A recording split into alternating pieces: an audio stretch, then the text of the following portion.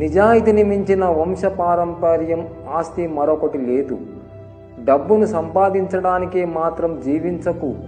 నువ్వు చనిపోయాక నిన్ను తీసుకుని వెళ్ళే యముడు నువ్విచ్చే లంచాన్ని తీసుకోడు.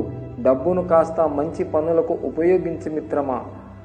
గమ్యం స్థిరంగా ఉండాలి, మార్గం ఖచ్చితంగా నిర్ణయించుకోవాలి, ప్రయత్నం రాజీ లేని ధోరణిలో సాగాలి. అప్పుడే విజయం మనదవుతుంది.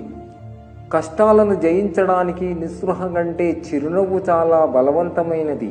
భయపడుతూ జీవించడం అంటే పాపం చేయడం, భయపడుతూ జీవించడం అంటే నరకములో ఉండటం, భయపడుతూ జీవించడం అంటే మరణించడం. ఆశ మనిషిని బ్రతికిస్తుంది, ఇష్టం మనిషిని ఏదైనా చేయిస్తుంది, అవసరం మనిషిని అన్నీ నెరవేర్పిస్తుంది. జీవితమే మనకు టీచర్. అది నీకు నిరంతరము పాఠాలు నేర్పుతూనే ఉంటుంది. ఒక్కసారి బట్టలు మాసిపోతే మనిషి ఎక్కడనైనా కూర్చోవడానికి సిద్ధపడతాడు. అలాగే నడత చెడిందంటే ఎలాంటి పనులు చేయడానికైనా సందేహించడు మనిషి. గెలుపు కన్నా ఓటమి నుండి పాఠాలు నేర్పుతుంది. అది మిమ్మల్ని మరింత దృఢంగా చేస్తుంది. ప్రపంచంలో ఏ మనిషి అయినా సంతోషాన్ని కోరుకుంటాడు తప్ప దుఃఖాన్ని కోరుకోడు. వర్షపు చినుకులు లేకుండా ఇంద్రధనుసు లేనట్టే కష్టాలు పడకుండా సంతోషం ఎప్పుడు దొరకదు. ఒక చెట్టు పడినంత మాత్రాన అడవికి పెద్ద నష్టం జరగదు. ఒక్కసారి ఓటమి ఎదురైనంత మాత్రాన నిజమైన సంకల్పం దెబ్బతినదు. చెయ్యడానికి ఒక పని, ప్రేమించడానికి ఒక మనిషి, జీవించడానికి ఒక ఆశ, ఈ మూడు ఉన్నవాళ్ళు ఎప్పటికీ సంతోషంగా ఉంటారు. సాధించాలని సంకల్పం బలంగా ఉంటే విశ్వం మొత్తం మనకు అనుకూలంగా మారి సహకరించడం మొదలవుతుంది.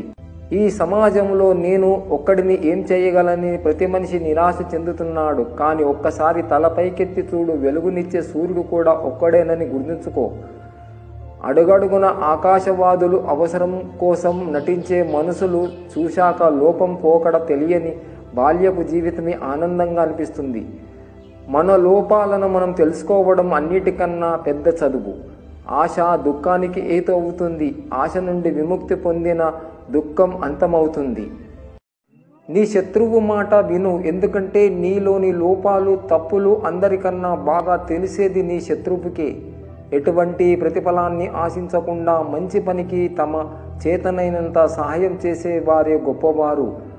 మనల్ని అభిమానించే వాళ్లను మన కోసం ఎదురు చూసేలా చెయ్యకూడదు.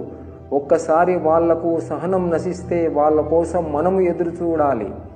వినయము లేని విద్య, సుగుణము లేని రూపం, సదుపయోగము కాని ధనం, శౌర్యము లేని ఆయుధం, ఆకులేని భోజనం, పరోపకారం చేయని జీవితం వ్యర్థమైనది మిత్రమా.